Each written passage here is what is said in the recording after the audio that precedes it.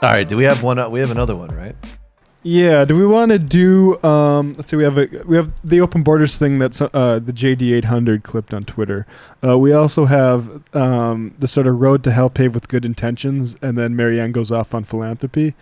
But there's also actually let's do this too political one. Okay. Yeah. Let's do that. Her patience is so amazing. Her guys. Spiritual life's not all bullshit. Californians have that power now too because of the. And it is awe-inspiring because if I had to do 10 minutes with this guy, honestly, I would just be like, Dave, you're either being willfully obstinate or you're genuinely a But that's why this is so successful, though. Yeah. Because she's able to each time take him through it amazing. over and over and over. This is amazing. And maybe there's some people in his audience that she's doing something on. And then, I'm sure plenty of people in his audience are going to have a gross reaction to it. What you and I now need to change. Yeah, so you're worried that everything has become too political, right? I mean, I talk about that a lot. No, I'm worried about what politics has become. It's not going to worry that things have become too political. Life is political. All the political means is our collective behavior, and collective behavior has consequences just like individual behavior does. What I worry about, and why I'm running, is that politics itself has become a conversation unworthy. Wait, that's good though. Of the energies that need to emerge at this time. That's what they These told are me. very serious times, and we need to be very serious people. We need to have an integrative approach. We need to think about these things in terms of how people feel, not just in terms of how they think, what the deeper needs of human beings are in order to thrive. Just like in 1776, our founders, they posited a different possibility for humanity, and that's what I believe millions of us would like to see in the 21st century. That was like Back to the Future 3 where Marty McFly went back in time. I think I understand what you're saying. Is that kind of it? Marty McFly going back in time? Yeah, sure. All Absolutely. right, if we're going to have a real healthcare conversation in America, and that's what I want to do as president. I don't want to just talk about how we're going to help you when you're sick. I want to talk about how the government and how not just the government, how the society can work in such a way that so many of us aren't sick to begin with. Okay, a couple more quick. We'll try to do them quick. It seems like everyone's kind of veering to some version of open borders. That's somehow something kind of. Where do you get this? Well, I don't consider. You say I'm a Democrat. No, I don't consider myself a Democrat anymore. I don't consider myself a Republican, but I'm definitely not a Democrat. I have not heard one candidate. Well, they won't say it, but the policies seem to be. You don't say it, but you really. I mean, is that healthy, honorable debate? You say it if you believe it. I don't believe it. You can have healthy. No, I take them at their word, and it seems to me that the policies ultimately are. Why? If you say we should have proper security at the border, but that is going to take. Remember, the president has closed a lot of the ports of entry. That is what has created so much of the squeeze here, because he's closed so many of the border entry points. Of course, we need border enforcement. Of course, we need more judges. Of course, we need more agents. Of course, we need more technology. That, to me, goes without saying. He has withdrawn those things, and that has created more of a drama.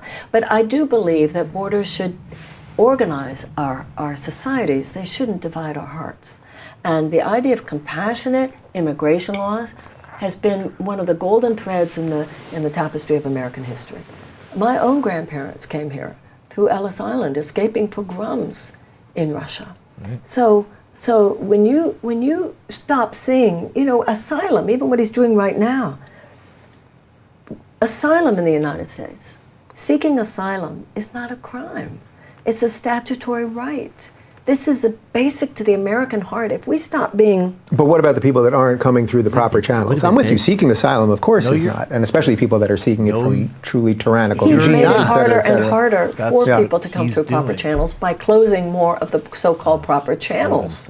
The president has done this. Ronald Reagan gave amnesty to 8 million people. It's true. Before 1973, if you were an undocumented person, you know what you did? You walked over to the registry office. This is a made-up thing. This is what dictators do. This is what authoritarian figures do. He's found a group of powerless people, and he can scapegoat them and make them the enemy, when in fact, the immigrant in the United States does as much for us as we do for the immigrant. Where did your ancestors come here from? from Russia and from Belarus. But I'm not anti-immigrant. I'm with you on that. I'm saying you have to figure out a way to come here legally, right. and that seems to be a lot of the. What I think most Americans want. Yeah, I mean, I think a lot of times they're just conflating the difference between coming illegally and legal immigrants. Yes. So that creates. Wait, what if we just had a very, very super, like we used AI and artificial intelligence and automation and robots to make sure everybody can get citizenship immediately and legally? Yeah, what if we did that, Dave? Like, that's illegal. This is just so perfect, though, because it's like, look, I know some people, I know we're going to raise our eyebrows. I agree. I don't want more technology and enforcement, blah, blah, blah. I agree. Although, look, no candidate is running on open borders, and open borders is not the policy set right now. Yeah, Bernie's not a whole lot better on this stuff. Well, look, I also, frankly, the policy set right now it's kind of like the post-empire conversation. What is the actual path to getting there? Right. Tomorrow, you're not going to just say there's zero process. Like what you do tomorrow, I think the real thing that needs to happen that is like ambitious and putting the overturn dial is, instead of a path to citizenship, is just immediately granting full legal status to people that are here, period, no bullshit now. And then it's, as I always say, demilitarizing the process. It doesn't mean there isn't a border.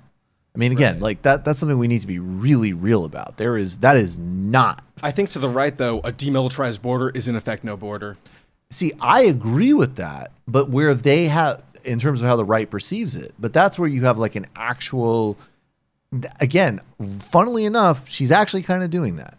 She's saying, look, Dave, I don't know what is fried in your brain, but I think that the United States exists. I think we have borders. And by the way, that is a position, as a generic position, that 80% of Americans agree with.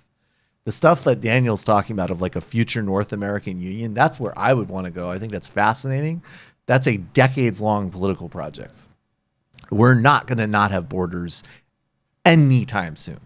The question is, do you, and she mentioned that too, all of these refugee conventions are being violated, and they've been violated, by the way, that's another one, going back to the 90s, that they've been violating. Do you have a demilitarized, humane process, and then, frankly, a super liberalized process, obviously? And then do you correlate that with stopping the policies in Central America, as an example, or in the Middle East that are generating this? So she's hitting this well. And it's also another incredible thing that, I agree with you that some people on the right would think that. I think someone like Dave Rubin I think he's genuinely an idiot. And this is a main person for that side. Right. Literally not understanding what their policy sets are. And the real contradiction of what the right wants to do with the border by turning it into this heavily militarized space is that it turns temporary migrants into permanent migrants, because people, once they cross the border, it's such a trial, it's such a dangerous thing to do, they just stay because it's too difficult to go. That started during NAFTA. Like the 90s immigration bill that the Clinton administration pushed through, like, made it harder to be a migrant worker. So, like, which side of the border are you going to pick? Like, you'll just stay here. And not only did they do that, at the same time, they basically are allowing the free movement of capital across the region, which creates a bunch of these inequities, which makes it so that people, specifically in Mexico, need to come over to work temporary jobs so that they can, sustain themselves. Yeah, I mean, it's completely backwards, obviously. But I just want to say about these awesome clips, it shows two things to me. One, Williamson is good. She's good. Yeah. She's definitely good. I thank you. I believe I will take a vindication. Unironic second choice now. And unironic second choice. And two, it shows how bad the Democratic debates are at getting anywhere interesting when you're coming to talking about policy, history, or personal beliefs, because she came off so differently in those debates. And you can definitely tell because it's all snippets, it's 15 seconds, sound bites, and you don't get anywhere interesting when it comes to policy. Versus this, even with an idiot like Dave Rubin, was so much more instructive than anything that was going on during the debates, in my opinion. Yeah, there should be single issue debates, and that should be it. And I also think in a left that is thinking broadly and strategically about how to broadly go into the culture. And I'm not saying look, I get some people they say, oh, she, there's a way of engaging in actual disagreements with her that might be important to engage with, and that's totally fine. But the broader attitude, like the fun thing is that like the some people get triggered because, you know, she has spiritual beliefs, and obviously you just need to get over that, in my opinion. Then other people, like, you know, it's fun to do all the orb jokes and everything. But this is somebody who demographically and stylistically can, like, she could be having a more significant impact on, you know, some yoga studio voter in Portsmouth, New Hampshire, on understanding that America's a white supremacist society than I ever will. Or, you know, or frankly, even like a very well written Sunday magazine, you know, Sunday New York Times column. I mean, she's doing real work here. And if you have a strategic sense of engaging in a broader culture, you have to think in a broader way. And there's a lot of people who, you know, they care about these themes. They care about these ideas. And look, and she isn't. I mean, that's the other broader critique of the New Age. That is a correct critique, which is that it often is, it's the scented candles of neoliberalism and capitalism, because it always reinforces self-interest. It narrows the, you know, one's life to just an individual arc, and it, you know, it gives a woo-woo flair to the capitalist, self-expression. She's frankly doing a different thing with that. She's taking up a certain kind of capital that she's built up, and now she's saying we need to solve things collectively. That's quite admirable as far as I'm concerned. I'll tell you, I think having her in the race right now is so much more constructive and beneficial than somebody like Beto or somebody like Cory Booker. Yeah. And thankfully, she's polling higher than both of those two. Yeah. Well, I mean, no joke. I would put her in office before I would them, without a doubt. Yeah, let's do a touch more. And then I texted you a Cornel West thing, which we'll play before we go.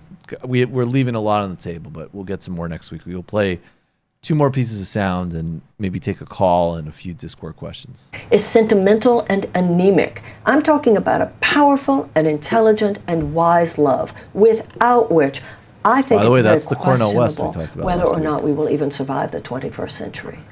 So do you think it's possible that sort of the road to hell is paved with good intentions here? Because a lot of these things that you're talking about, so all the examples you just gave, I'm for those things. I give money to poor people when I can, and I volunteer when I can, and things that I do at sort of the personal level. But that it seems like a lot of the answers that are coming out from everybody on the Democratic side right now are just that the government should do these things. And me personally would always be leery of the government, because the government is the people that put people in slavery. The government is the thing that exterminated 6 million Jews, et cetera, et cetera. The government. So state-owned plantations. I don't remember that. That is incredible. Like, can we just let that sink in for a sec? Like, libertarian thinking is so delusional and so magical. And again, we're the ones who are always talking about the endless crimes and atrocities of the U.S. government.